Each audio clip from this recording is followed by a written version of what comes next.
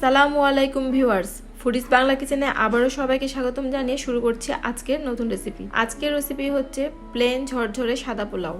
Viewers, আমরা যে কোনো অকেশনে বাসায় পোলাও রান্না করি, কিন্তু এই পোলাও সবসময় ঝরঝরে বা পারফেক্ট হয় না। তাই আজকে আমি আপনাদের দেখাবো কিভাবে পোলাও রান্না করলে পোলাও ঝরঝরে হবে, পারফেক্ট ভাবে সেদ্ধ হবে আর ভালোভাবে ঘ্রাণ ছড়াবে। ভিউয়ার্স, যেহেতু আমি আজকে প্লেন ঝরঝরে সাদা পোলাও তৈরি করব, তাই আমি যে কোনো কাটা বা বাটা মশলা ছাড়াই পোলাও রান্না করব, কিন্তু এর স্বাদ হবে অথেন্টিক। ভিউয়ার্স, 1 কেজি চালের পোলাও রান্নার জন্য আমি প্যানে দিয়ে দিচ্ছি 2 টেবিল চামচ সয়াবিন তেল আর 1 টেবিল চামচ ঘি। পোলাওয়ের অথেন্টিক স্বাদের জন্য আপনারা অবশ্যই তেলের সাথে ঘি ব্যবহার করবেন। আপনারা চাইলে তেলের পরিবর্তে এখানে শুধু ঘি ইউজ করতে পারেন। পোলাওয়ের অথেন্টিক স্বাদের জন্য ঘি কিন্তু স্কিপ করা যাবে না। তেল গরম হয়ে গেলে দিয়ে দিচ্ছি কয়েকটা তেজপাতা, কয়েকটা দারচিনি, কয়েকটা এলাচ, একটা স্টার অ্যানিস বা তাড়া মশলা আর কয়েকটা লবঙ্গ।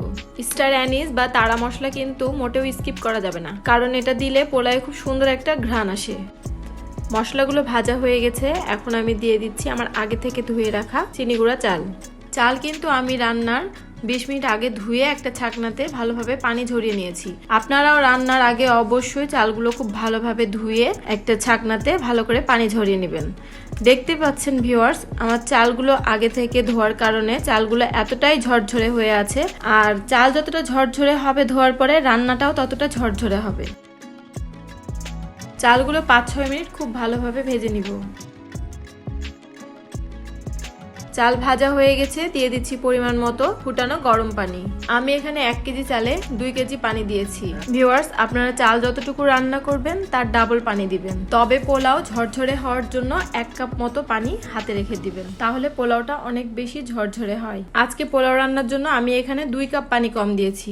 1 কাপ পানি কম দেওয়ার কারণ হচ্ছে 1 কাপ পানি কম দিলে আমার পোলাওটা অনেক বেশি ঝরঝরে হবে, আর 1 কাপ পানির পরিবর্তে আমি যেহেতু দুধ দিব তাই আরো 1 কাপ পানি কম দিচ্ছি।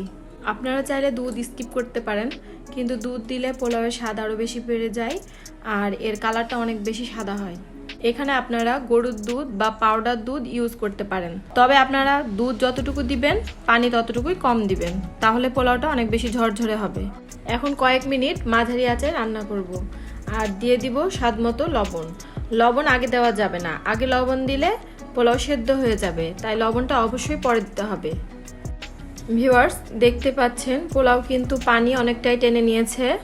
এখন আমি ঢাকনা দিয়ে ভালো করে ঢেকে লো ফ্লেমে প্রায় 10 মিনিট রান্না করব। ফিরে এলাম 10 মিনিট পর। 10 মিনিটের মধ্যে আমি ঢাকনা কিন্তু একবারও খুলিনি। পোলাওটা আমি কিন্তু 10 মিনিটের জন্য লো ফ্লেমে দমে দিয়ে দিয়েছিলাম। আমার পোলাও রান্না কিন্তু প্রায় শেষ। এই পর্যায়ে আমি দিয়ে দিচ্ছি 1 টেবিল চামচ ঘি।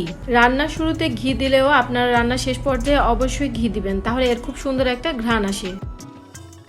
ঘি দেওয়ার পরে পোলাওয়ের সাথে ঘি খুব ভালোভাবে মিশিয়ে নেবেন।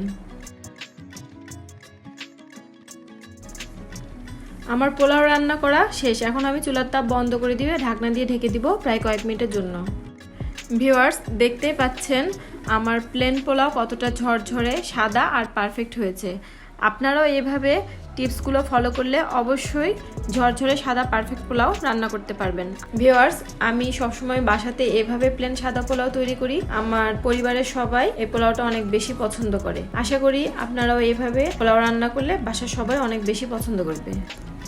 ভিডিওটি ভালো লাগলে অবশ্যই লাইক, কমেন্ট অ্যান্ড সাবস্ক্রাইব করে পাশে থাকবেন। ধন্যবাদ।